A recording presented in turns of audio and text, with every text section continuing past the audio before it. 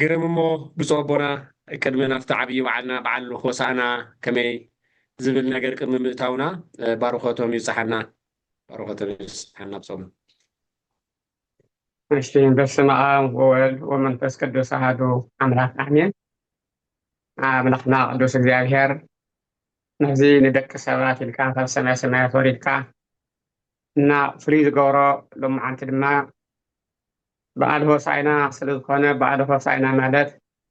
በዓለ መድሓኒት ከም ዝኾነ እሞ ኣብታ ትሕቲ ዝተባህለት ኣድጊ ዝባን ተፃዒንካ መፂእካ ኣምላኽና ደቂ ሰባት ሓይልን ተኣምራትን ድሕነትን ስለ ዝገበርካ ነመስግነካ ኣለና። ሃገርና ሰላም ገበረልና፣ ዓለምና እውን ሰላም ሃበልና፣ በዓልና ናይ ሰላም ይግበረልና ኣሜን። ሰናይ ብጾቦና ባርኾቶም ይብፅሓና እሞ ኩልኩም ህዝበ ክርስቲያን ኣብ ወፃእና ዓዲ ውሽጥን እትነብሩ ዘለኹም በዚ ብጥበብ ይብራህ ቴሌቭዥንን ከምኡ ድማ ብጥበብ ይብራህ ዩቱብ እትከታተሉና ዘለኹም በዚ ዕለት እዚ ከምቲ ብፁዕ ኣቦና ኣብቲ ጸሎት ክቡና እንከለዉ ዝፈለምዎ ዝዓበየ በዓልና በዓል ሆሳእና ኣብ ምብዓል ኢና ንርከብ እሞ ኣብዚ ሆሳእና በዓል ድማ ከም ኣክሱማውያን ተጋሩ እውን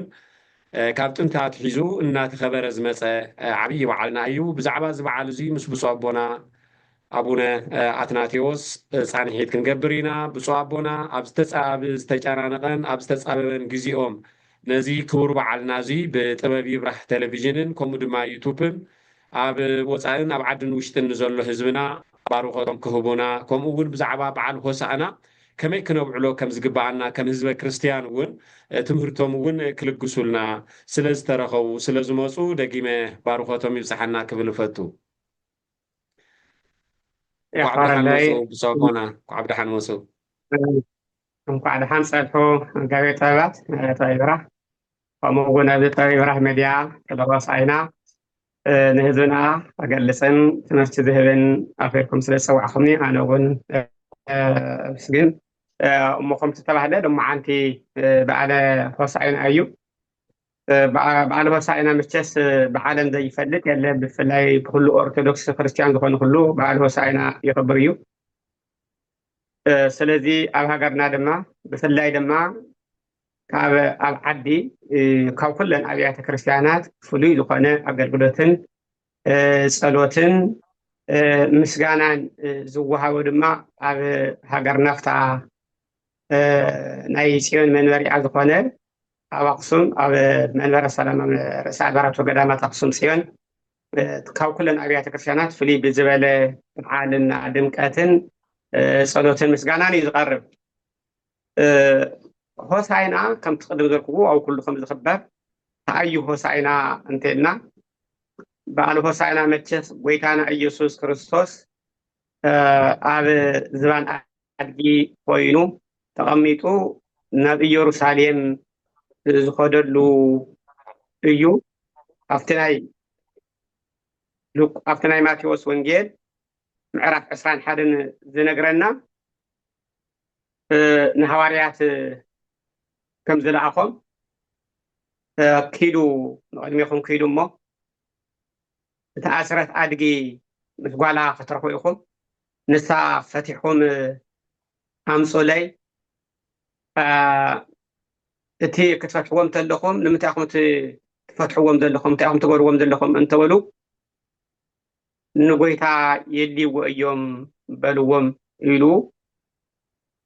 ተመእዱ ከም ዝርከቡ ካብ እስራቶም እውን ከም ዝፍትሑ ንምንታይ እኹም ትፈትሕዎም እንተበልዎም እውን ጎይታ ስለ ዘድልይዎ ሽዑ ከም ዝሰድዎም ነጊርዎም ሽዑ እቶም ደቀ መዛሙርቲ ናብቲ ዝተለኣኽዎ ኸዱ ይብለና። መቸስ ናይካ ዘይኮነ ንብረት ክተምፅእ ንቅድሚት ኪዱ እዩ ዝበሎም። ናበይ ከም ዝኸዱ ኣብዚ ቦታ እዚ ከምዚ መሰበላ ቦታ እውን ይበሎምን ከይዶም ንሳቶም እውን የዋሃን እዮም ተኣዘዝቲ እዮም ከምዚ ዝተኣዘዝዎ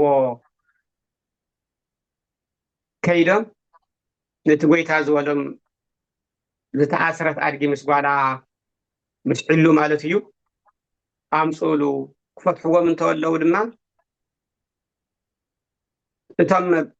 ሰብ ንብረት ንምንታይ ኢኹም ትፈትሕዎም ናይኹም ትወስድዎም ኢሎም ነይሮም ንጌታ የድይዎም እዮም እምበሃር ብስጋዊ ተሓሳስባ ናይ ምድሪ ጎይቶኦም እቶም ሰባት እዮም ግን ፈጣሪ ምዃኑ ናይ ኩሉ ፈጣሪ ምዃኑ ናይ ኩሉ ኣዛዞ ምዃኑ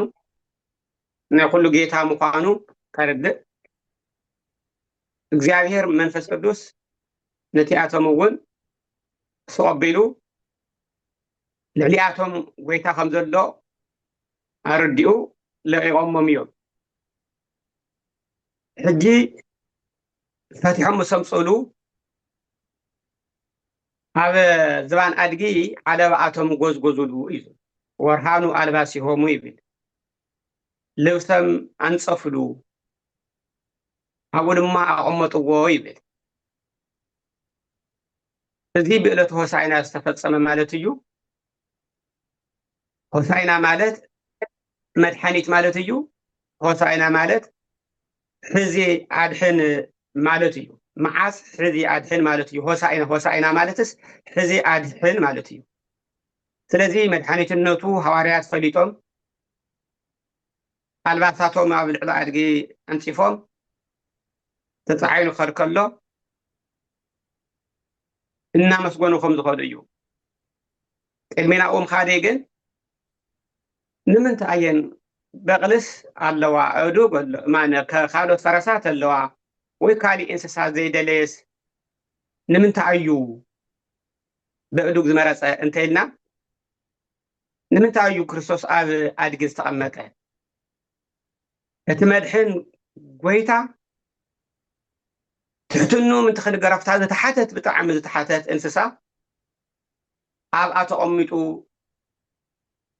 ንዓና ከድሕን ትሑት ኣምላኽ የዋህ ኣምላኽ ምዃኑ ዝገልጽ እዩ ዝነገረና ካሊእ እንተሪእና ኣድጊ ታትሕቲ ዝተናዕቐት እያ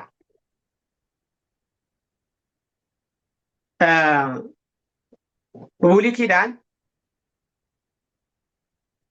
በኹሩ ዝኾነ ናይ ኣዲኡ ማህፀን ዝኸፍት ናይ እግዚኣብሔር እዩ ይብል እቲ ዝገርም ነገር ኩሉ ኣትክልቲ ኮነ እኽሊ ኮነ እፅዋት ኮነ ፍርያት ኮነ ናይ እንስሳ ኩሉ ፍጥረት ማህፀን ዝኸፍት እቲ በኹሩ ዝኾነ ናይ እግዚኣብሔር ከም ዝኾነ ናይ እግዚኣብሔር ቃል ይነግረና ብሉይ ኪዳን ማለት እዩ ናብ ቤተ እግዚኣብሔር እዩ ዝወሃብ ይብለና ኣድግን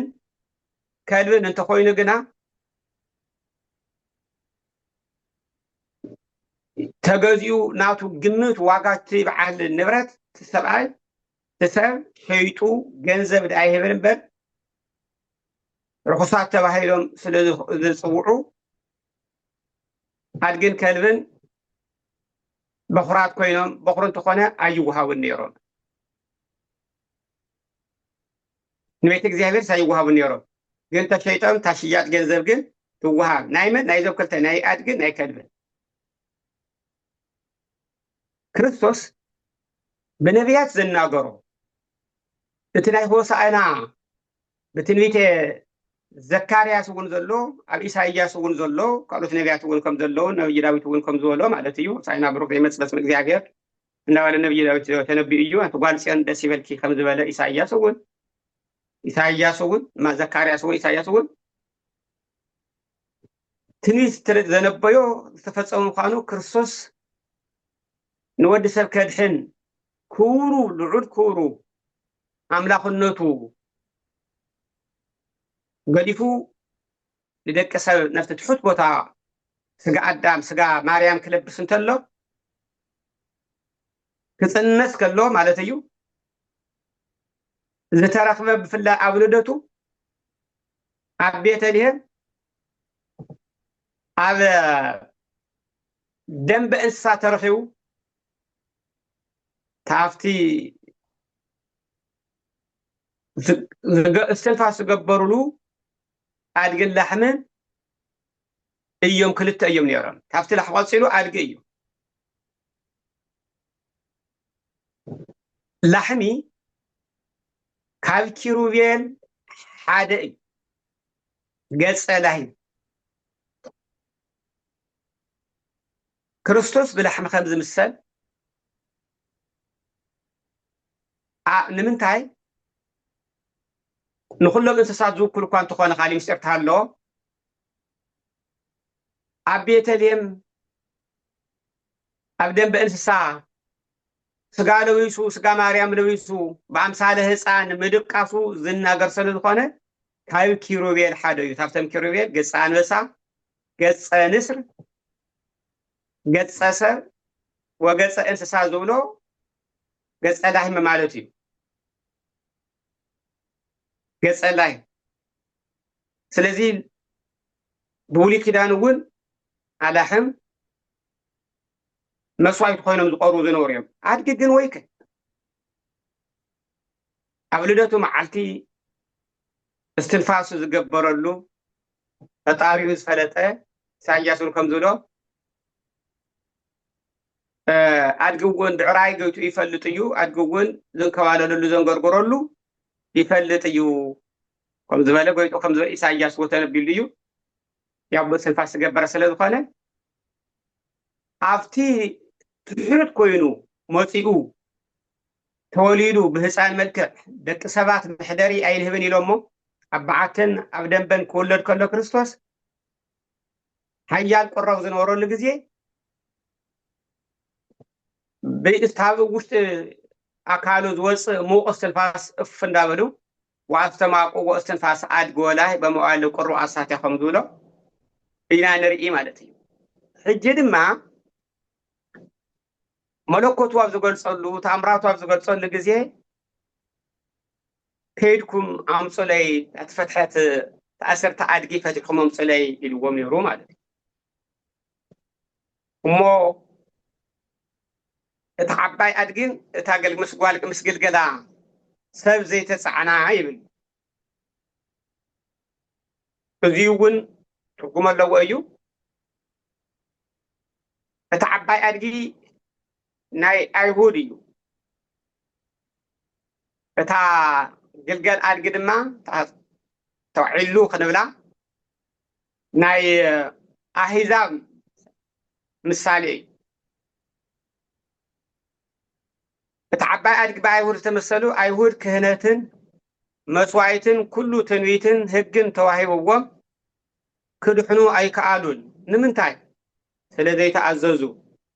መቅደስ ይህብዎም፣ መስዋዕት ይህብዎም፣ ክብሪ ይህብዎም፣ ኩሉ ክህነት ይህብዎም፣ ሊቃነ ካህናት ገይሩ ይህብዎ ሸይምዎም። ግን ስለ ዘይተኣዘዝዎ ስለ ዘይኣመንዎ ናይ እምነት ናይ ኣምልኮ ምስሊ ኣለዎም፣ ግን ብልቦም ዝኸሓድዎ ስለ ዝኾኑ ስለ ዘይድሓኑ መስዋዕት ተቕረቡ ምንም ክድሕኑ ስለ ዘይከኣሉ እዩ። እቶም ኣህዛብ እውን ስለዝኣመንዎ እቶም ብንእሽተይ ኣድጊ ዝተመስሉ ክልቲኦም ኣህዛብን ኣይሁድን ህዝቢ እግዚኣብሔር ዝተባህሉ ስለ ዘይድሓኑ ኩሎም ተኣሲሮም ስለ ዝነበሩ ን5500 ዘመን ኣብ እሳተ ገሃነም ስለ ዝነበሩ ስለዚ እቶም ዝኣመኑን እቶም ዘይኣመኑን እቶም ንእግዚኣብሔር ነምልኽ ኢና ዝብሉን ከምኡ እውን እቶም ኣህዛብ ጣዖት ዘምልኹ ዝነበሩን ኣብ ሓደ እዮም ተኣሲሮም ነይሮም ኩላቶም። ስለዚ ኩላቶም መሰሮም ነይሮም ከም ክልተ እቶም ሃዋርያት ከይዶም ከይድኩም ፈቲሕኩም ኣምፁለይ ዝበሎም እግዚኣብሔር ካብ ማእሰር ሓጢኣትና ዝፈትሐና ምዃኑ ዝነግር ዓብይ ምስጢር ዘለዎ ምዃኑ እዩ እሞ እግዚኣብሔር ኣምላክ መቸስ ካብ ሓጢኣት እስራትና ብክፍኣት ተኣሲርና ብተንኮል ተኣሲርና ብተፈላለየ ተኣሲርና ኢና ዘለና እሞ እግዚኣብሔር ተኣሲርና ኢና ዝነበርና እሞ እግዚኣብሔር ከም ዝፈትሐና እግዚኣብሔር ሕጂ እውን መቸስ ምስ ድሓና እውን ከምቶም ናይ ኣይሁድ ምስ ሓረዮም ምስ መረፆም ምስ ኣኽበሮም ዘይተኣዘዝዎ ሎም እውን ካብ እምነቱ ዝወፅእ ናይ እግዚኣብሔር ቃል ክሰምዕ እንተሎ ዘይሰምዕን ዘይእዘዝን ስለ ዘሎ ካብቲ ብክፍኣትን ብክሕደትን ብስንፍናን ዝተኣሰርናሉ እግዚኣብሔር ይፍትሐና።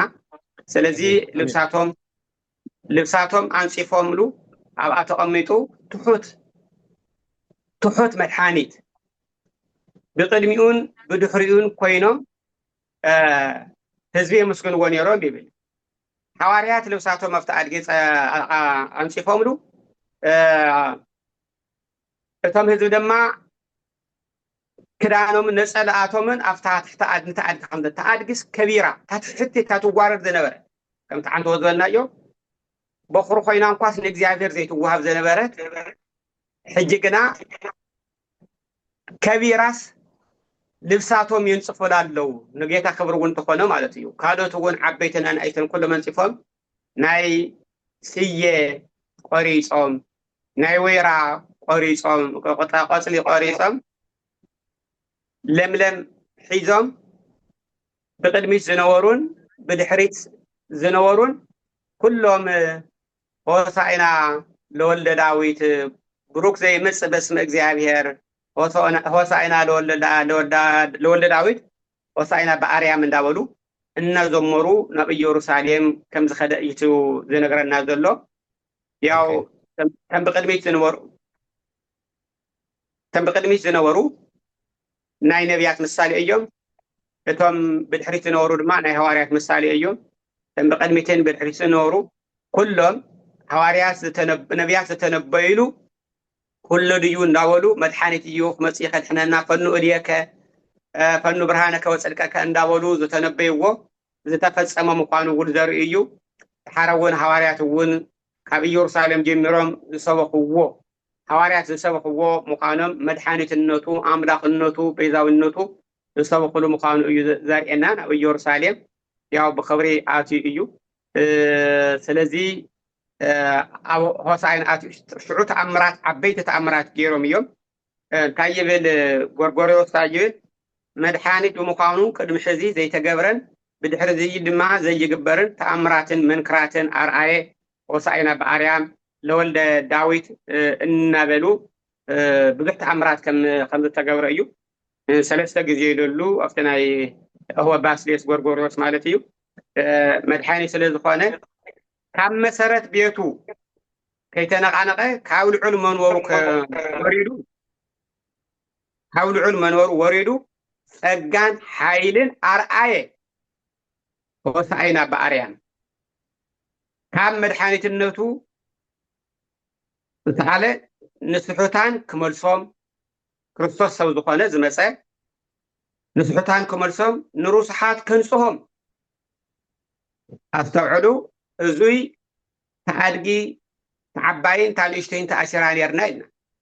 ተዓባይ ናይ ኣይሁድ መሲልና ኣለና እንደገና ታሃዲያ ድማ ናይ ኣሕዛብ ምሳሌ ከም ዝኾነ ተዓይሉ ኢና ኣለና ስለዚ ናይ ጎይታ ነቶም ኣይሁድን ነቶም ኣሕዛብን ከድሕን ንስሑታን ዓቶም እዩ ክመልሶም ንሩስሓት ከንጽሆም ንጉግያት ከጽድቆም ንሓጥኣን ፈልፋሊ ንብዓት ንስሓ ሃበ ሆሳዕና በአርያም እዙይ ዝነበረ ጎይታ ኣብዛን ኣድጊ ኮይኑ ኣብ ልዕሊ ኣድጊ ኮይኑ ነቲ መቅደስ ከም ዝዞሮ ኣብቲ ቤተ መቅደስ ዝነበሩ እውን ንምንታይ ብምስጋና ኣትዩ ብክብሪ ኣትዩ ከመስገንዎ እንተለው ኣይሁድ መምህር እዞም ነቶም ደቆም ዝቃዕደዞም እቶም ዘመስግኑ ዘለው ኣየመስግኑ መድሓኒትነቱ ስለዘይኣምኑ ስክብሉን ዘም ህፃናት ንምኣፈ ደቂቅ ህፃናት ኣስተዳለውከ ስብሃተ በእንተ ፀላኢ ከመ ትንስእ ተወለ ፀላኢ ወለ ገፋኢ ከም ዝብሎ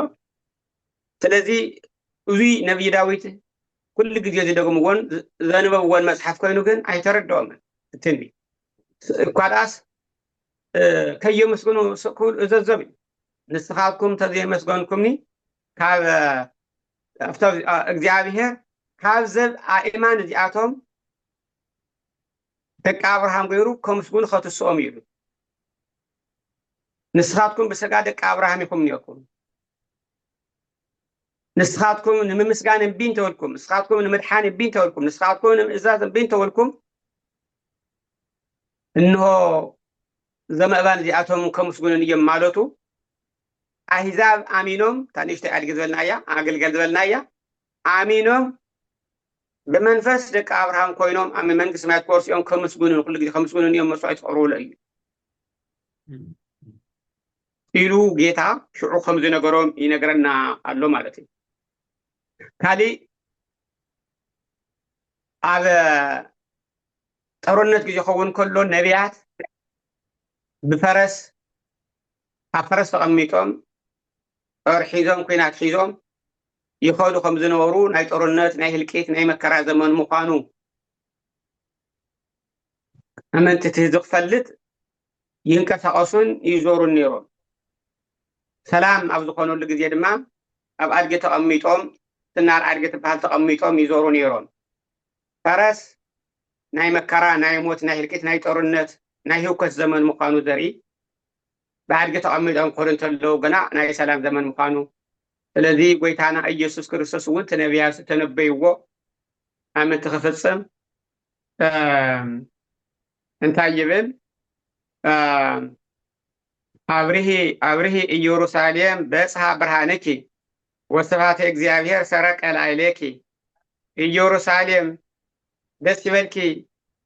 ብርሂ ኣብርሂ ናይ እግዚአብሔር ምስጋና ኣብ ልዕሊኺ ተገሊጹ እዩ እሞ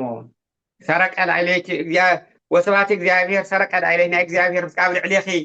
ተራእዩ ተገሊጹ እዩ ይብለና ማለት እዩ። ከምኡ እውን እዚ ኢሳይያስ 60 ካብ 1-2 ዘሎ እዩ። ወናሁ ጸልመት ከደና ለምድር ወቆባር ላዕለ አሕዛብ ወለኪሰ ብርሃን እግዚአብሔር ወስብሐቲሁ ነዋ አስተርአያ ላዕሌኪ ይብል ወይሃውሩ ነገሥት በብርሃንኪ ወአሕዛብኒ በጸዳልኪ አንስኢ አዕይንተኪ ወነጽሪ አውደኪ ወርኤ ከመ ተጋብኡ ደቂቅኪ ወመጽኡ ኩሎሙ ውሉድኪ እምርሁቅ ወለአዋላዲኪኒ ይጸውርወን በመታክፍት እናበለ ናይ ኢየሩሳሌም ክብራን ዝነገር ምዃኑ እዩ። እዙይ ብርሃንኪ ወፂኡ እዩ እሞ ክብሪ እግዚአብሔር ከዓ ወፂልኩ እዩ እሞ ተስኢ ኣብርሂ እንሆ ጸልማት ንምድሪ ጠቓ ድማ ንኣሕዛብ ከጎልቦም እዩ። ንዓኺ ገና እግዚአብሔር ክወፅእ ክብሩ እውን ኣብ ልዕሊኺ ክርአ እዩ። ኣዒንትኺ ኣልዕልኪ ናብ ዙርያኺ ጠምቲ ኩሎም ተኣኪቦም ናባኺ ይመፁ ኣለዉ። ኣወዳትኪ ካብ ርሑቕ ክመፁ እዮም። ንኣዋልድኪ እውን ኣብ ማእገሮም ተሸኪሞምዎን ናባኺ ክመፁ እዮም። ሽዑ ምልኣት ሃብቲ ባሕሪ ናባኺ ክምለስ ሃብቲ ኣሕዛብ ከዓ ናባኺ ክመፅእ እዩ እሞ ርእስኺ ደስ ክመፁ እዮም እሞ ርኢኺ ደስ ክብለኪ እዩ። ልብኺ እውን ክድነቕን ክሰፍሕን እዩ ይብል ክብሪ ይኹንና ኣምላኽና። እዚ እዩ እቲ ናይ ጌታ ክብሪ ሕጂ እውን እንተኾነ በዓለ ሆሳዕና ጀሚሩ ካብ ዓለም ይኸይድ። እንዲያውም ናይ ኢየሩሳሌም ናይ ጉዕዞ መንገዲ ኤጀንታት ብዙሓት ተባሂሎም ዘለው ኮይኖም ሰብ ብዓዱ ብዓለም ዘሎ ብዓና ሃገርና እውን ብዝዓዲ እውን ብዝተፈላለየ ቋንቋታት ዝዛረብ ህዝቢ ናብ ኢየሩሳሌም ከይዱ ሆሳዕና ኣብኡ ተረኺቡ በዓለ ትንሳኤ እውን ትሰብ ከም ዘኽብር ኣብ ኢየሩሳሌም ከይዱ ዘፍሶ ገንዘቡ ኣብ ኢየሩሳሌም ከይዱ ዝድነቕ ኣብ ኢየሩሳሌም ከይዱ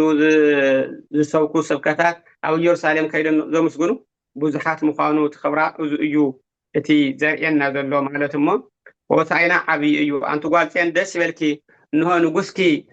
ትሑት የዋህ ኮይኑ ኣብ ልዕሊ ኣድጊ ተጻዒኑ ክመጽእ እዩ ኢሉ እውን ኣብ ትንቢተ ዘካርያስ ተፈስሒ ወተሃሰይ ፈድፋደ ወለተ ጽዮን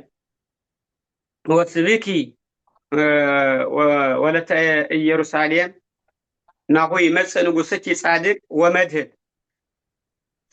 ወመድህን ወየዋህ ውእቱ ወይጽያን ዲበ አድግ ወዲበ እጓለ አድግ። ኣትጓል ጽዮን የመና ደስ ይበልኪ ኣትጓል ኢየሩሳሌም ዕልል በሊ እንሆ ንጉስኪ ጻድቅን መድሕንን እዩ ትሑት እዩ ኣብ ኣድጊ ኣብ ግልገል ኣድጊ ኣብ ጻዕቢ ተቐሚጡ ናባኺ ክመጽእ እዩ። እዙይ ኣብዚ ዕለት እዚ ዝተፈጸመ ስለ ዝኾነ እዩ እሞ ንዚ መድሕን ዝኾነ ኣምላኽ ንሕና እውን ቅድስት ቤተክርስትያን እውን በብዓመቱ ተኽብሮ ብጾቦና ብሓቂ ባርኾቶም ይብፅሐና ኩራን ተመልከትና ደጊምና እንኳዕና በዓል ሆሳእና ብሰላም ብጥዕና ብፅሐና እናበልና በዚ ሰዓት እዚ ብጥበብ ይብራህ ቴሌቪዥንን ከምኡ ድማ ብጥበብ ይብራህ ዩቱብ እትከታተልዎ ዘለኹም ኣብዚ ሰዓት እዚ ብፁዕ ኣቦና ኣቡነ ኣትናቴዎስ ብፍላይ ኣብ ናይ ጥበብ ይብራህ ሚድያ ኣብ ዝበልናዮምን ኣብ ዝፀዋዕናዮምን እናመፁ ንተመልከትና ምኽሮም ትምህርቶም ባርኾቶም ዝልግሱልና ኣዝዮም እነኽብሮም እንፈትዎም ኣቦና እዮም በዚ ሰዓት እዚ እውን ብዛዕባ ሆሳእና እዮም ኣስተምህሮ ዝቡና ዘለው ከምቲ ዝፍለጥ እዩ በዓል ሆሳእና ብፍላይ ኣብታ ዝተቐደሰት ኣክሱም ከዓ ቀፂሎም ኣስዒቦም ክገልጹልና እዮም ብፁዕ ኣቦና እውን ፈሪሳውያን ከም ዝነበሩ ኩሉ ኣብዚ ሰዓታት ኣብዚ ግዜን እዋንን እዚን እውን ብኢየሱስ እናኣምን ኢና ክርስትያን ኢና ዝብሉ ነዚ ጥንታዊ ዝኾነ ታሪክ ነዚ ጥንታዊ ዝኾነ መፅሓፍ ቅዱስ መሰረት ዝገበረ ካብ ጥንታት ሒዙ እናተወራረሰ ዝመፀ እውን እንቲ በዓል እንተሎ ነዚ በዓል እዚ ዘቃልሉ ንምንታይ ኢኹም ከምዚ ትገብሩ ዘለኹም ዝብሉ ኣይክስኣኑን እዮም ኮይኑ ግን እቲ በዓልና መፅሓፍ ቅዱስ መሰረት ዝገበረ ምዃኑ እዮም ብፁዕ ኣቦና እውን ዝገልጹልና ዘለው እሞ ኣስዒብና ከዓ ከም ኣክሱማውያን ተጋሩ ካብ እስራኤል ቀፂልና ክርስትና ዝተቐበልና ምቕባል ጥራሕ ድረስ ከምቲ ብፁዕ ኣቦና ዝገለፅዎ ቅድም እንክብሉ እቶም ውልደ ኣብርሃም ዝተባህሉ ኣይተቐበልዎን እዮም ኮይኑ ግን ደቂ ኣብርሃም ኢና ብስጋ ብምባል ከዓ ከምዘይድሓን እቲ ቅዱስ መፅሓፍ እውን ገሊፅዎ እዩ ናይ ኣብርሃም ስራሕ ናይቶም ቅዱሳን ነቢያት ስራሕ ዝሰርሑ ኣቦታትናን እኖታትናን እዮም እታ ጽላተ ሙሴ እውን ምሳና ካብ ወስዒቡ ድማ ገዳማትና ብዛዕባ ክርስትና ዝገልፁ እዮም እሞ ኣብዚ ሰዓት እዚ ከመይ እንዳተኸበረ መፅኡ ኣብታ ቅድስቲ ኣክሱም ዝኽበር በዓል እንታይ ይመስል ዝብል ድማ ኣስዒብና ክንሪኦ ኢና ኣብ መወዳእታ ከም መኸንበት እውን ምኽሮም ክቡና እዮም እሞ ብፁዕ ኣቦና እስኪና በዓልና ንምፃእ እቲ ቅዱስ መፅሓፍ ርኢናዮ ኣለና ኣብ ኢየሩሳሌም ዝተገብረ ብዝግባእ ቅዱሳን መፅሓፍቲ ነቢያት እውን እናጠቐሱ ኣስተምህሮ ሂቦሙና ኣለዉ እስኪና በዓልና ክንመፅእ እንከለና ኸ ከም ኣክሱማውያን ተጋሩ ኣቦታትናን እኖታትናን ብኸመይ የውዕልዎ ነይሮም ዝብል ምስቲ ናይ ጥንታዊት ዝኾነት ቅድስቲ ከተማ ኣክሱም ኣተሓሒዞም ንተመልከትና እቲ ዝነበረ እንታይ ይመስል ዝብል ኣስተምህሮ ይሃቡልና ብፁዕ ኣቦና ባርኾቶም ይብፅሐና እግዚአብሔር ኣኽበረላይ መጋቤ ጥበባት እዋ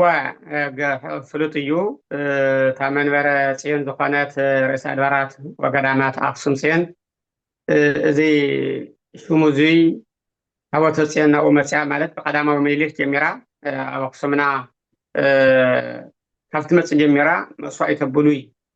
ዝተሰውአላ እናተሰውአ ህጋቱ እናተነበ ነቢያቱ እናተነበ ከም ዝነበረ ፍሉጥ እዩ ድሓረ ድማ ብኣብርሃ ዋፅሃ ከምቲ ኩልና ንፈልጦ ክርስትና ምንም እንኳ ብ34 ዓመተ ምህረት እቲ ህፅው ጥምቀተ ክርስትና እንተኣተወ ክርስቶስ እናተሰብከ ምንባሩ ፍሉጥ እዩ ግን ስርዓተ መስዋዕትን ስርዓተ ክህነትን ግን ድሕሩ እዩ ዝመፀ ማለትም ብብፁዕ ቅዱስ ኣቡነ ሰላማ ከሳቴ ብርሃን በቲ ዘመን ንሱ ዝነበሩ ድማ ቅዱሳን ነገስታት ኣብርሃ ዋፅሃ እዩ ስለዚ ኣብርሃ ዋፅሃ ንፈሬምናጦስ ማለት እውን ኣቡነ ሰላማ ናብ ግብፂ ኣሌክሳንድሪያ ከይዶም ትምህርቲ ንክመሃሩ ካብ ብፁዕ ቅዱስ ኣቡነ ኣትናቴዎስ ማለት እዩ ናይ ግብፂ ፓትርያርክ ካብኦም ተሸይሞም መፅኦም ከሳቴ ብርሃን ዝብል እውን እቲ ስም ንሱ ኣቡነ ሰላማ ፈሬምናጦስ እዩ ነይሩ ሰላማ ከሳቴ ብርሃን ኢሎም ኣብ ልዕሊኦም ዘሎ ፀጋ ቅዱስ ኣትናቴዎስ ስለ ዝረኣዩ ሰላማ ከሳቴ ብርሃን ሰብን እግዚኣብሔርን ተተዓረቕ ሰላም ትገብር ሰብ ንሰብ እውን ዝተፃልአ ኣማኒ ዘይነበረ እውን ዝተምህር ኢሎም ሰላማ ኢሎም ከሳቴ ብርሃን ወንጌል እዩ እቲ ብርሃን ወንጌል እዩ ምሂሮም ካህናትን ጳጳሳትን ዝሾሙ ምዃኖም እቲ መስዋዕቲ ቁርባን እውን ዘእርጉ ምዃኖም ቅዱስ ኣትናቴዎስ ተገሊፀሎም እዮም ሽም ዝሃብዎም ኣቡነ ሰላማ እውን እቲ ሓላፊነት ንሱ ተቐቢሎም መፅኦም ኣብ ኣክሱምና ብኣቡነ ሰላማ መሰረተ መንበረ ፓትርያርክ ወይም ደግሞ እቲ መንበረ ሰላማ ዝተመስረተ ሽዑ እዩ ኣብዚ ግዜ እዩ እንዲያው ናይ ጦርነት ናይ ወረራ ዘመን በተፈላለየ ስለት ዝተኸስተ ኣብቲ ዓድና እዩ እምበሪ ብዙሓት ብድሕሪ ኣቡነ ሰላማ እውን ብዙሓት ጳጳሳት እውን ከም ዝተሾሙ እዩ ዝነግረና ታሪክ ቤተክርስትያን ታፍቲ ግዜ ጀሚሩ ብድሓረ ማለት እዩ ንእሽታ ድሓረ ከምቲ ሓንቲ ትገልፆ ዝነበርካ እቲ 5 ክፍለ ዘመን ናይ ቤተክርስትያን ብርሃን ዝኾነ ቅዱስ ያሬድ ሰማያዊ ዜማ ተገሊጹሉ ኩሉ ነገር ተገሊጹሉ ብሉይ ኪዳንን ሐዲስ ኪዳንን ብዜማን ብድርፈትን ንርኡ ኣዋሂዱ ኣስማሚዑ ገጢሙ ብዜማ እውን ደርዲሩ ከምዚ ዳዊት ማለት እዩ ነብይ ዳዊት ትንባቡ ትጸሎቱ ጸልይዎ ትንባቡ ባዕሉ ገጢምዎ ደሪስዎ ትዜማ እውን ባዕሉ ኣዚምዎ እቲ በገና እውን ባዕሉ ደርዲርዎ ማለት ቅዱስ ያሬድ እውን ከም ነብይ እግዚአብሔር ቅዱስ ዳዊት ተገሊጹሉ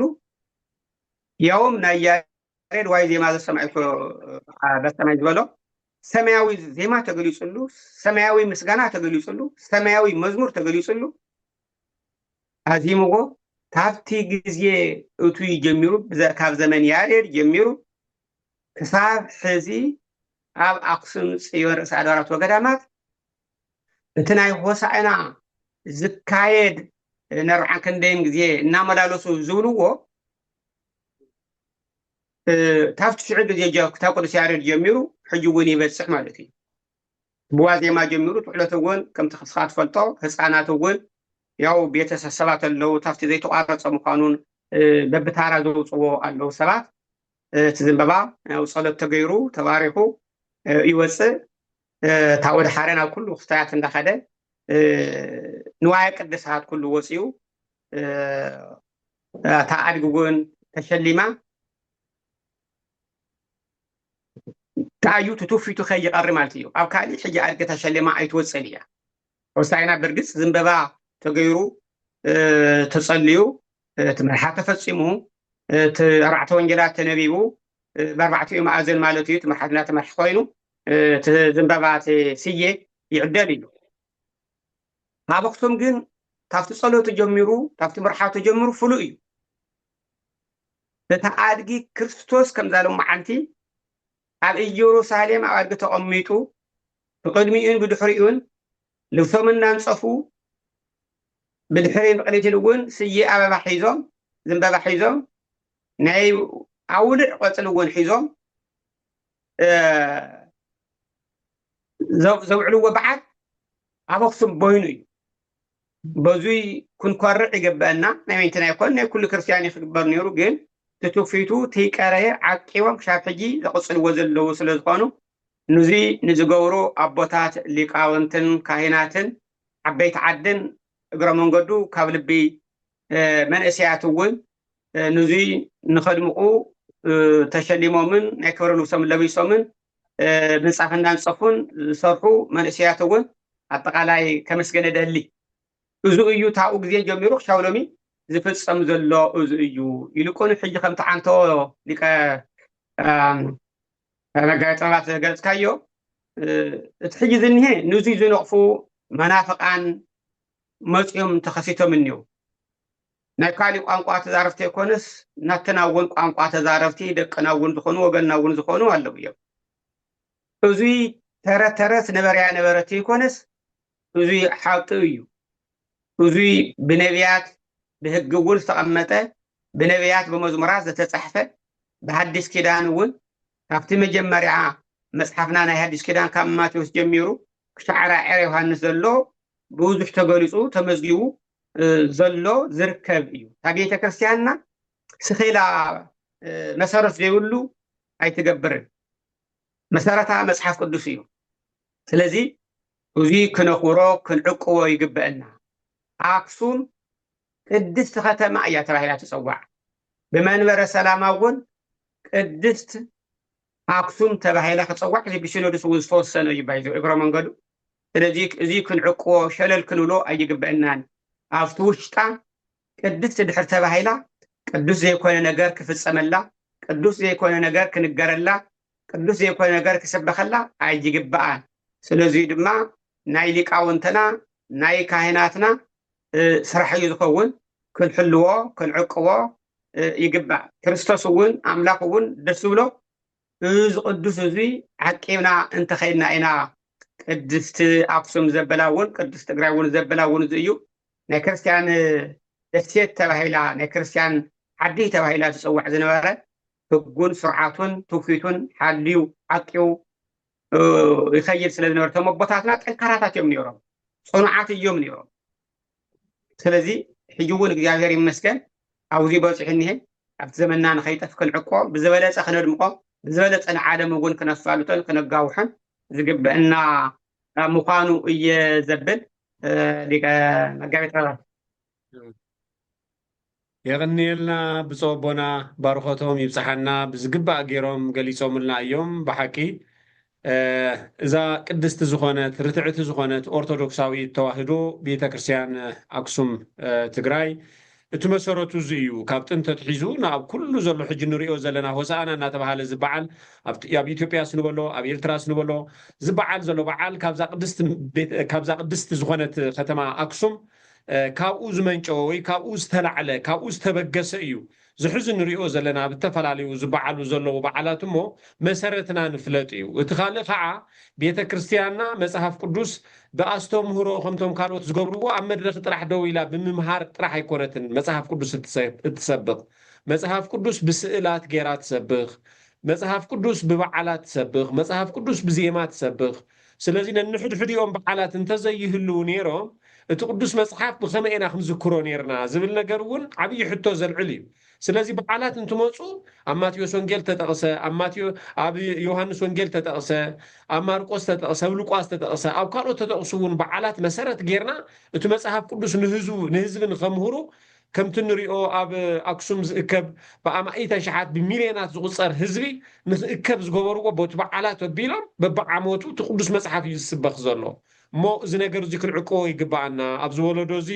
ብፍላይ ፈተንኡ ብዙሕ እዩ ብተፈላለየ ዓይነት መልክዑ እያ ቤተክርስትያንና ትፍተን ዘላ በቲ ሓደ ወገኑ ክርስቲያን ኢና ዝብሉ ናይ ክርስቶስ ሰዓብቲ ኢና ዝብሉ ግን ፀረ ክርስቶስ እቲ ካልእ ከዓ ሃይማኖት እንታይ የድልየና ዝብሉ ተማሂሮም ኣብ ዝተምሃርዎ ከክንዲ እቲ እምነት እግዚኣብሔር ኣብ ልቦንኦም ዘዕብዩ እምነት ዘቃልሉ ሃይማኖት ዘቃልሉ በቲ ካልኣይ ወገን ከዓ እዛ ጥንታዊት ዝኾነት ቤተክርስትያን ክትንስእ እንትትብል ድማ ነዚ ትትንስኦ ዘላ ትንስኣያ ድማ ዓብይ ጦም ዝሕዙ ከምቲ ቅድም ክብል ቀፂሎም ክገልፁልና እዮም ብፁዕ ኣቦና እውን እዚ ክርስዕ ዘይግብኦ እዩ ሎሚ ከም ተጋሩ ቅድሚ ፅንተትን ድሕሪ ፅንተትን ኢልና ኢና ንገልፆ ዓብይ ፅንተት ኣብ ልዕልና ተፈፂሙ እዩ እዚ ፅንተት እዚ ክፍፀም እንከሎ ድማ እቶም ካብ ኣክሱም ብዝተበገሰ ብተፈላለየ እምነታት ዝገልፁ ናይ ኦርቶዶክስ እምነት ተሰዓብቲ ኢና ዝብሉ ካብኡ ሓሊፎም ድማ እቶም ቀንዲ ከም ሲኖዶስ ህዝብና ክፀንት ባሪኾም ዝለኣኹ ብሂወት እናሃለና ዝረኣናዮ ጉዳይ እዩ ስለዚ ድሕሪ እዚ ፅንተት እዚ ድማ ብዝተኸፍለ ረዚን መስዋእትነትን ዝዓበየ ጸሎትን እግዚኦታን ሓደ ዓብዪ ነገር ረኺብና ኢና እዚ ነገርና እዚ ድማ እንታይ እዩ እታ ናይ ጥንቲ ዝኾነ ቤተክርስትያን ንልዕሊ 1000 ዓመት ድሕሪ ውድቀት ኣክሱም ብዙሓት ቦታትና ንኖታትና ዝምነዩ እኳ ዝነበሩ ኣብዚ ሰዓት እዚ ፃል ኣምላኽ ኮይኑ እዛ ቤተክርስትያንና እዚኣ እታ ናይ ጥንቲ ዝኾነ በርበር ኣብቲ ቦትኡ ክልአ ንክትንስእ ተገይሩ እዩ ስለዚ ካብዞም ኣብዚ ጥንታዊት ዝኾነት ከም ቅድም ብፁዕ ኣቦና ዝገልፅዎ ብፁዕ ኣቦና ፃድቕ ኣባ ፍሬሚናጦስ ኣባ ሰላማ ከሳቴ ብርሃን ኣብታ ዝፈሎሙላ ድማ ካብቶም ኣቦታትና ዝተሸሙ ካብቶም ሊቃነ ጳጳሳትና ኣብ ደገ ኮይኖም ህዝብና እንትነብዕ ንብዓት ህዝቦም እናሓበሱ ብቋንቁ እናምህሩ ኣብ ቅድሚት ኮይኖም ህዝበይማ ይፀንትን ኢሎም ኣብ ጎኒ ህዝቦም ኣብ ቅድሚት ህዝቦም ደው ዝበሉ ብፁዕ ኣቦና ድማ ናይዚ በረኸት እዚ ናይዚ ታሪክ እዚ ናይዚ ቅድስና እዚ ተቋዳሳይ ኮይኖም በዚ ሰዓት እዚ እንሪኦም ዘለና ባርኮቶም ዝውና ዘለው ማለት እዩ ስለዚ ብፁዕ ኣቦና ምስ የተሓሒዞም ዝሕዚ ዝኒሄ ምስ መንበረ ሰላማ ይኹን ብፍላይ ኣብ መንበረ ሰላማ ሕዚ ዝለዓሉ ተፈላለየ ምክንያታት ኣሎ ምክንያቱ ግልፂ እዩ ነዚ ናይ ጥንቲ ዝትንስእ ዘሎ ክትንስእ ዘይደልዩ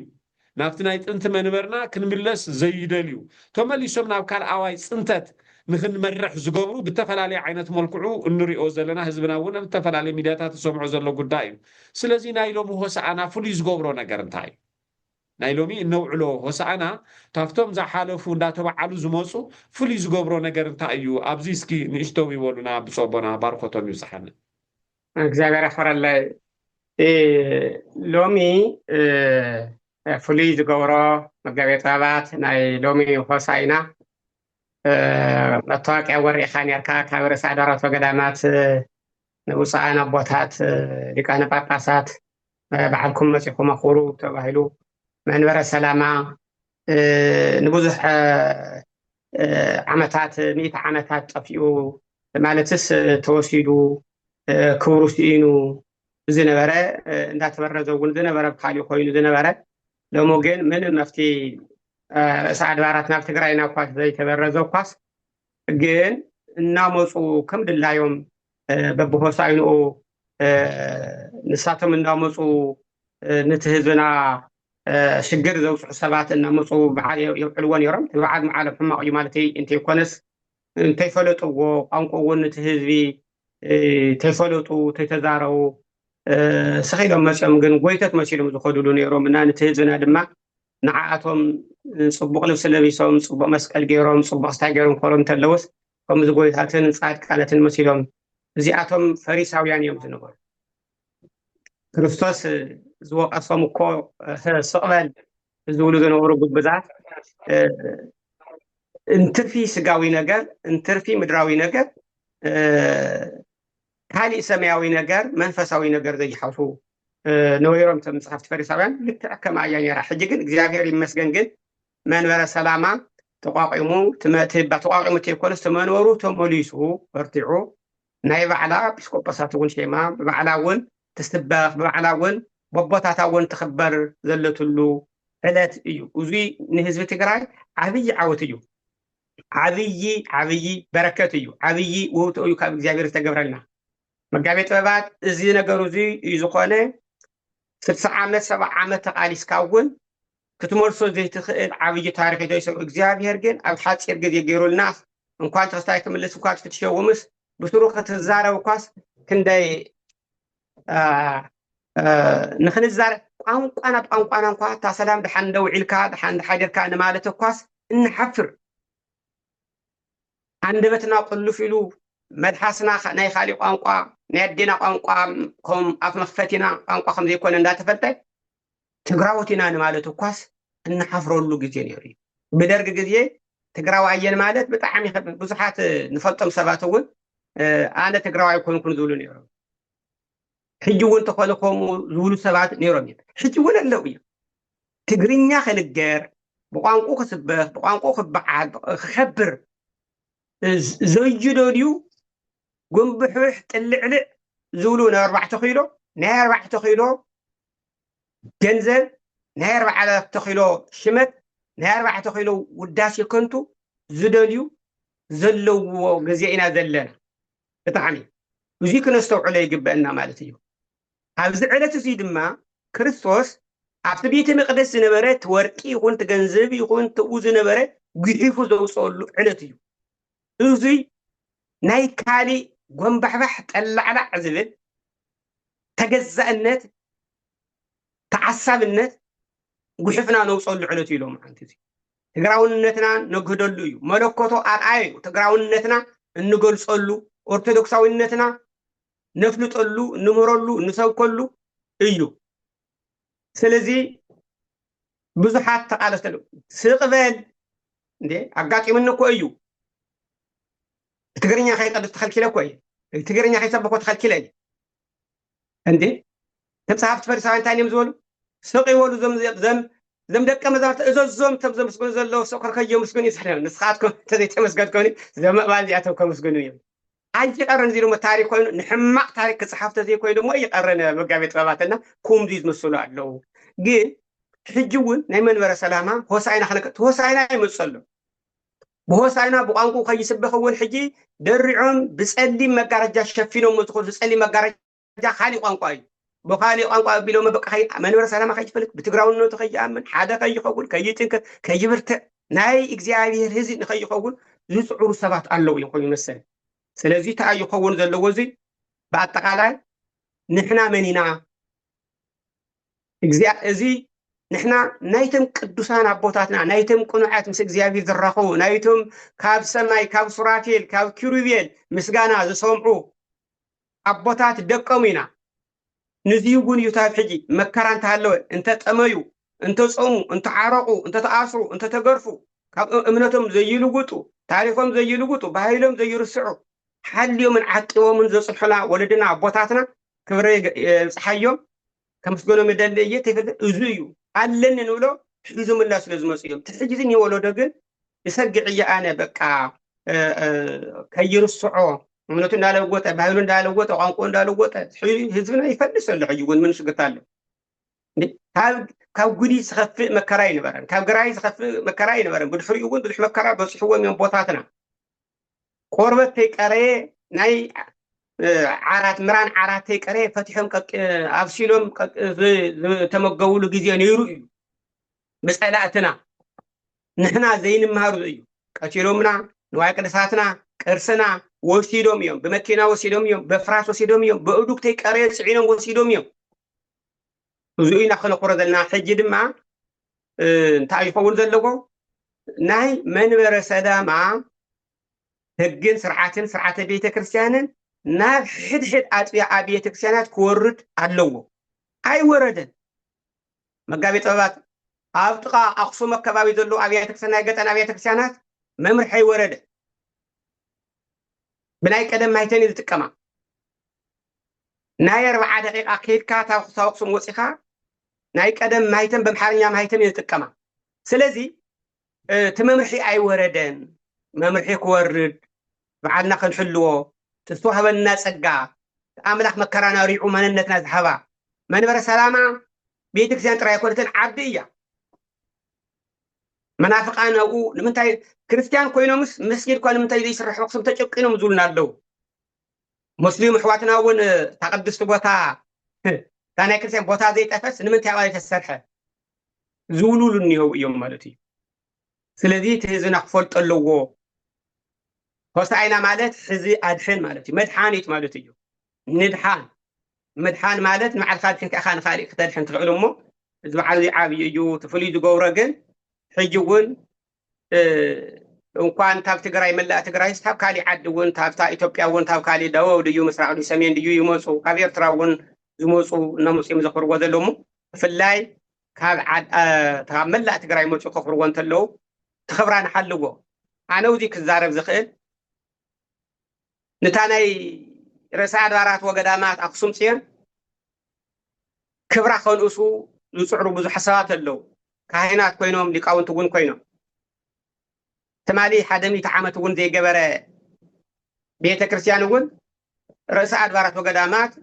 ንውርዶ ገለዶ እንዳወሉ ውን ዝምክሩ ሰባት ውን ኣለው እዮም እዙይ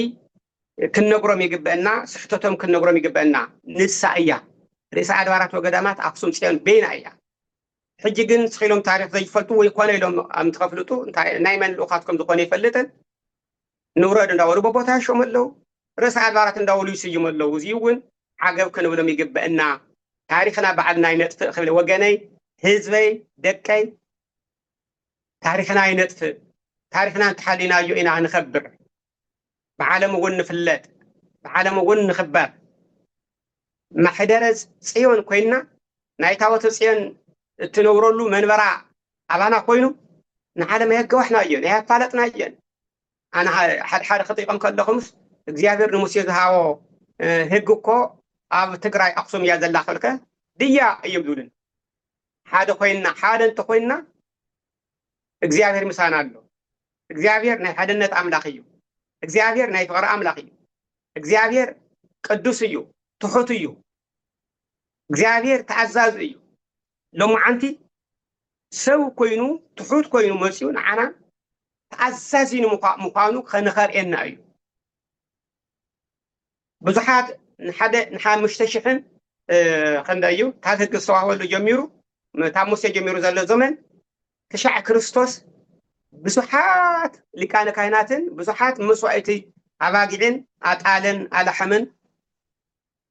ፈሲሱ እዩ ከድሕን ይከኣለ ኢየሱስ ክርስቶስ ግን ምክንያቱ ተኣዘዝቶ ይነበሩ ዞም ኩሎም ካህናት እንትን ይዝነሮም ናይ ኣምልኮ መልክዕ ይነሩ ወንበር እምነት ይነሮም ሓይሉ ዝሓዱ እዮም ነሮም ኢየሱስ ክርስቶስ ግን ሓያል ኣምላኽ ልዑል ኣምላኽ መሓሪ ኣምላኽ ይቅረብ ሃሊ ኣምላኽ ዕጉስ ኣምላኽ ባዕሉ ንሞት ዘም ክንደይ ኣሽሓት ሚልዮናት ኣባጊዕ ሓሪዶም ሰዊኦም ከድሕኑ ዘይከኣሉ ክርስቶስ ሓደ ወዲ እግዚኣብሔር እግረ መንገዱ ኢየሱስ ክርስቶስ እቲ ብስየ ሒዞም ሆሳይና በኣርያም ከልጎለኹም ትስየ ስየ ዕሾኽ ዘለዎ እዩ እግዚአብሔር ኣምላኽ እውን ሓያልን መስተበቅልን ተዋጋኣይ ኣምላኽ ምዃኑ ዝገልጽ እዩ ስየ ተምርፍ ሓደ ፍሬ ኣለዎ ወልዱ ዋህድ ሓደ ኣምላኽ እዩ ንሱ በይኑ ናቱ መስዋዕት ንዓለም ዘድሐነ ንዓለም ሓጢአት ዘርሐቀ እንሆ ናይ እግዚአብሔር በግዕ ናይ ዓለም ሓጢአት ዘርሕቅ እዙ እዩ ኢሉ ዮሐንስ መጥምቅ ኢሉ ጠቂሙ ዘርአ ዝተወቆ ኢየሱስ ክርስቶስ እዩ ንሱ እዩ ሓደ ኣምላኽ እዩ ስለዚ ንዓለም ዘድሐነ ንሕና እውን ወለና ሓደ ኮይና ትሑታት ኮይና ተኣዘዝቲ ኮይና ብዘይ ምእዛዝና እዩ ታብ መስዋዕትስ ምእዛዝ ይበልጽ ምስማዕ ይበልጽ ስለዚ መንበረ ሰላማና ዘውርዶ መምርሒ ተኣዚዝናን ሰሚዕናን ክትጉሮ ዝግበአና ምዃኑ ህዝብና ከነድሕን ህዝብና ካብ ጥፍኣት ህዝብና ካብ ስሕተት ክድሕን ኩልና ሓደ ኮይና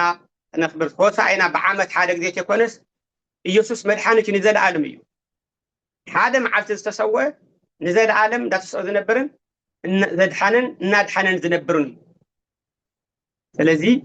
ኩልና እዚ በዓል እዚ ክንዕቅቦ ይግበአና ባህልና ክንዕቅቦ ይግበአና ቅዱስኑ ክንከብሩ ክንዕቅቦን ክንሕልዎን ዝግበአና ምዃኑ እዩ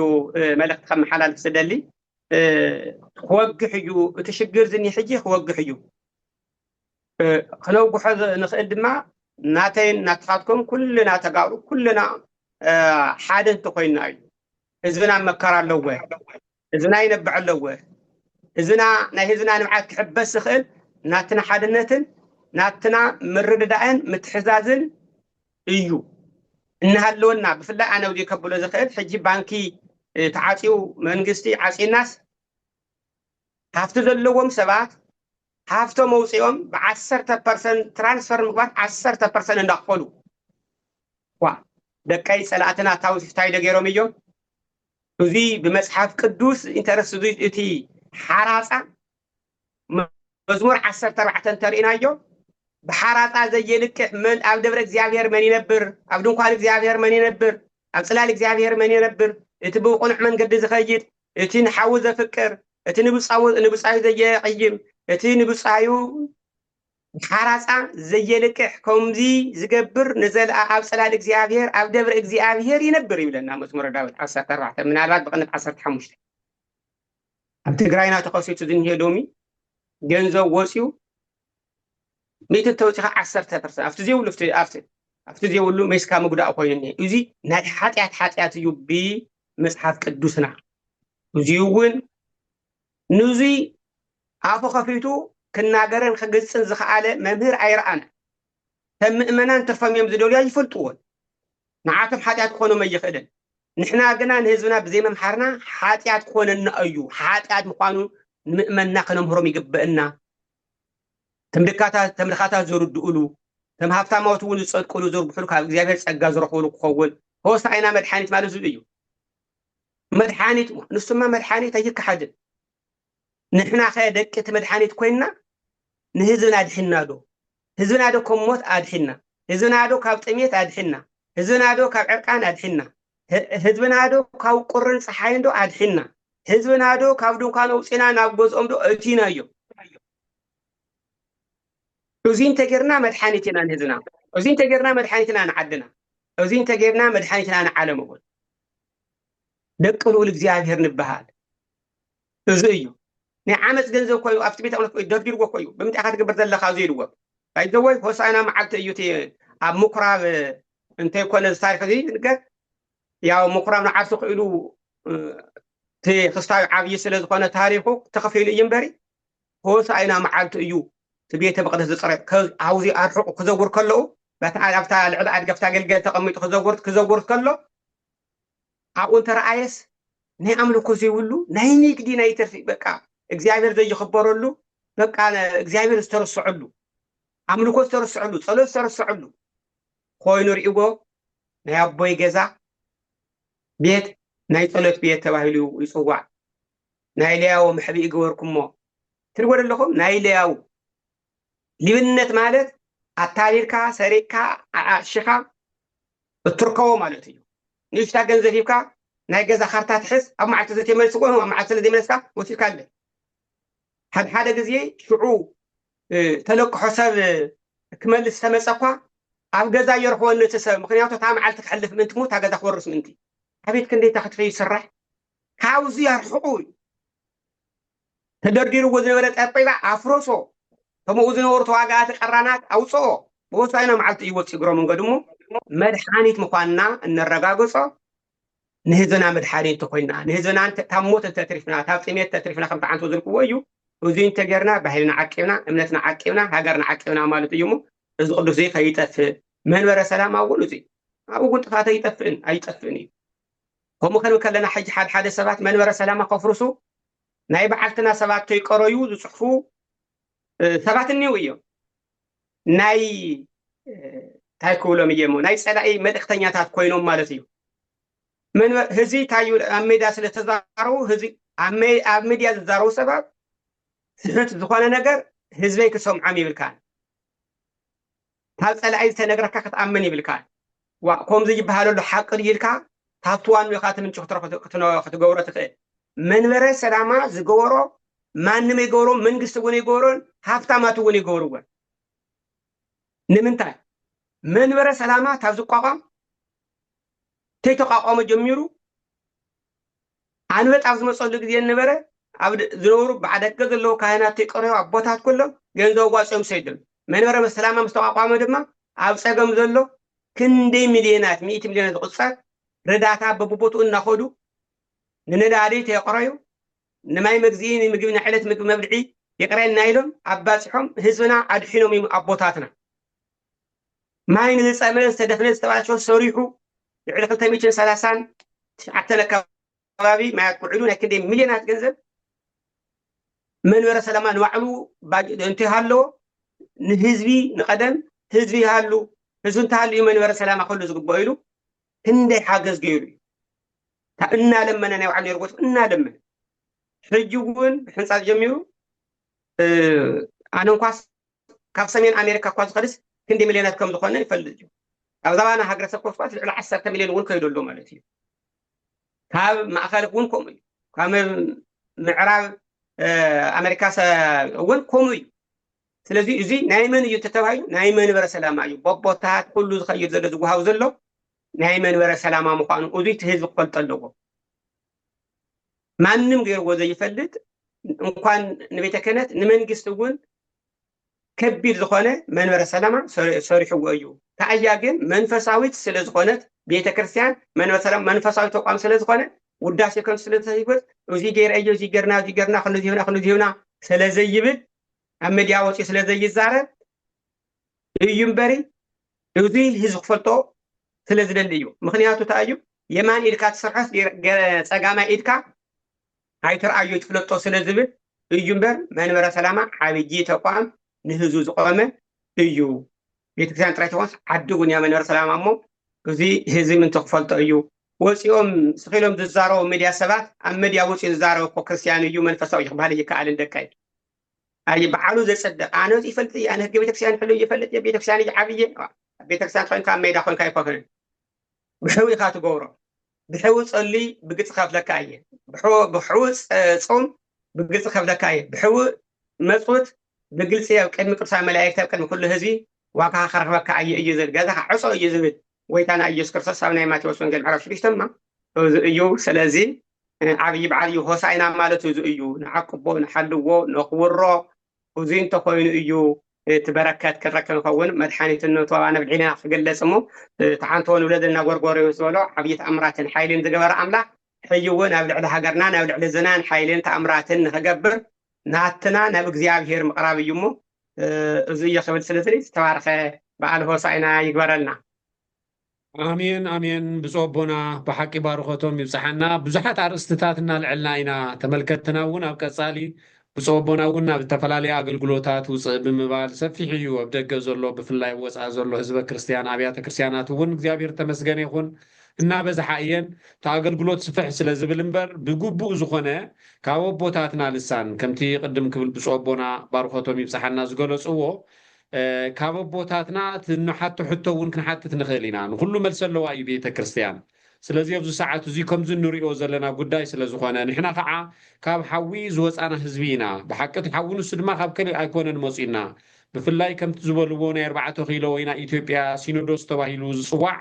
ኣብ ልዕልና ጳጳሳት ተንሲኦም ዝብልዎ ነበሩ ቃላት ዝተመዝገበ እዩ ኣብ ኣደባባይ እዩ ብቪድዮ ዝተበለ እዩ እዚ ህዝቢ እዚ ውሕድ ህዝቢ ከይድኩም መፅኑ ትወጥፍእዎ ሰይጣን ባይሕሸና ገለን ባይሕሸና እናበሉ ናይ ቤተ ክርስቲያንና ተዛዓበየ ስልጣን ናይ ጵጵስና ስልጣን ሒዞም ከምዚ ኢሎም እንትዛረቡ ሰሚዕና ኢና ኣብዚ እዋን እዚ ህዝብና ከይጠፍእ ኣብ ሃይማኖት ንክፀንዕ ድማ ኣብ ጎኑ ህዝቢ ደው ኢሎም ድማ ካብ ፀላም እዚ ንክንወፅእ ብርሃን ዝኾኑ ቦታትና ድማ ኣለዉ ስለዚ እዚ ክንርስዖ የብልናን እንዳረሳዕና ኣይኮናን ክንከይድ ዘለና ዝሓለፈ ኣብቲ መከራ መኒ ብርሃን ኮይኑና ነይሩ ሕዚ ከንታ እዩ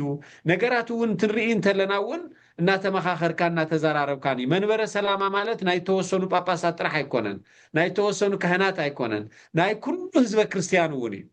መዓዝ ተመስሪቱ ተባሂሉ እንትሕተት ድማ ልዕሊ 1600 ዓመት ዘቁፀረ እዩ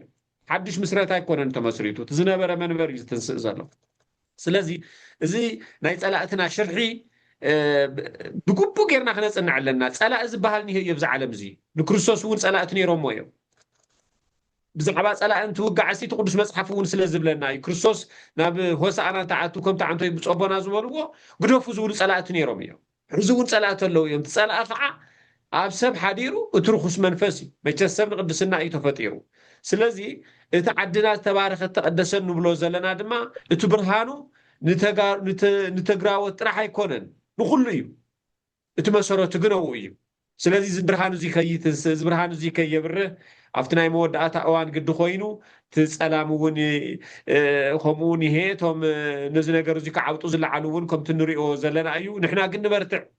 ብውሕድን ብብዙሕን ኣይኮነን እግዚኣብሔር ኣምላክ በዝሒ ኣይኮነን ዝደሊ ውሒድካ እንድሕር ፀኒዕኻ ውሒድካ እንድሕር እምነትካ ኮንካ እግዚኦ ኢልካ እንድሕር ፀሎትካ ብግቡእ ጌርካ ነቦታትካ ብግቡእ እንድሕር ተኣዚዝካ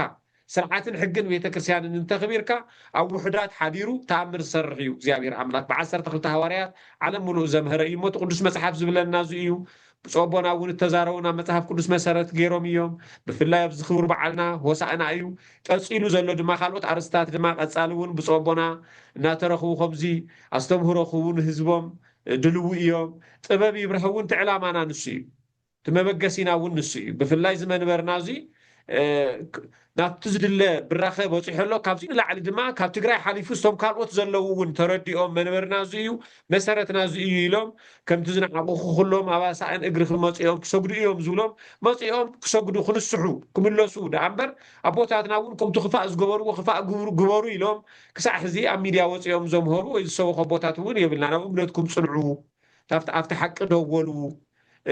ንተኹላ ፍለጡ እዚ ግን ሃዋርያዊ ተልእኮኦም እውን ስለ ዝኾነ እዩ እሞ ብፀቦና ኣዝና ኢና ነመስግን ኣብኦም ዓብዪ ክብሪ ኣለና ብሓቂ ሕዚ እውን ድማ ቀፃላይ በብርእሱ እናገበርና እውን መደባት ክነዳሉ ኢና እንተንሎሙ ግን ደጊምና ናይ ሎሚ መደብና በዓል ሆሳእና ስለ ዝኾነ ናብ በዓል ሆሳእና ናብቲ ዝዓበየ በዓልና እንኳ ኣብፅሐና ክንብል ከም ጥበብ ይብራህ እውን ብፀቦና ክሳዕ ሕዚ ንዝነበረና ፃኒሒት ብዙሕ ነገር ኣስተምህሮ ሂቦሙና እዮም ዕድመን ጥዕናን ይሃበልና ኣብ ቀፃሊ ድማ ብካሊእ ርእሲ ከም እንረኸብ እውን ሰብ ሙሉእ ተስፋ ኢና ኣብ መወዳእታ ከሕልፎለኒ ዝብልዎ መልእክቲ እንተሃልዩ ክንቅበል እሞ ከምቲ ብባርኮት ዝፈለሙልና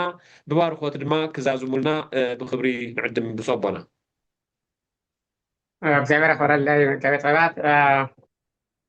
ኣነ ክብሎ ዝደሊ ሆሳዕና ክንኽበክ ከለና ሆሳዕና ማለት መድሓኒት ዳ እንተኮይኑ ንሕና እውን ንወገንና ኣብ ሕማምን ኣብ ጥሜትን ፃምእን ዘሎ መቸም ኣብ ጥሜት ምፅእ ሃዋርያት እምና ረሃብ ይሄየስ መዊት በኩናት ከም ዝበልዎ ከቢድነቱ እቲ ጥሜት ከቢድ ምኳኑ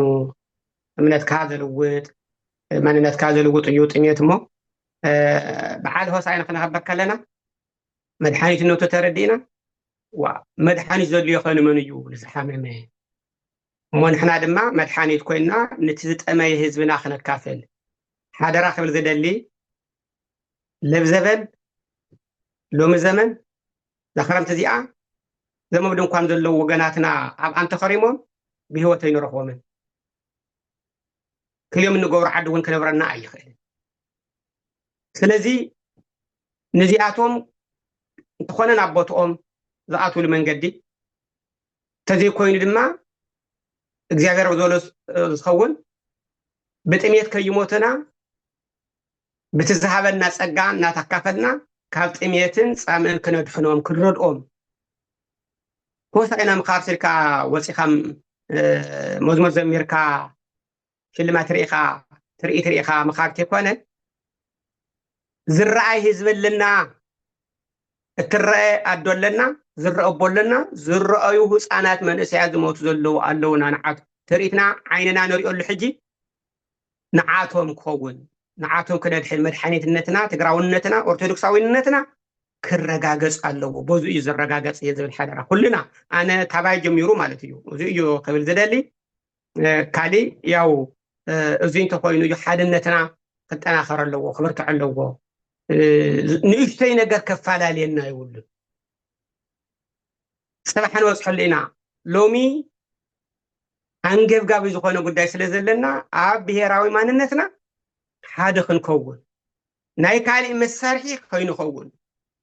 ناي تقراي مدحانيتن ناي هيز تقراي وقلنا مدحانيتن كنكون جن يجب أن أيو مدحانيت يلن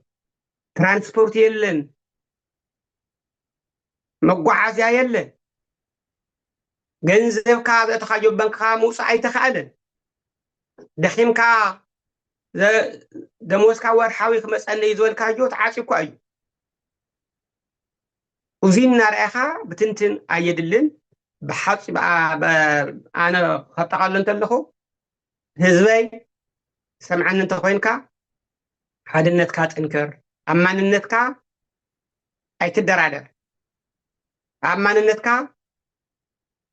نسيخ يهلوكا حادا خنكوني قبأن أيو انت هاليو شجر دحارة نوصحوا لإنا أمو نظام وجناتنا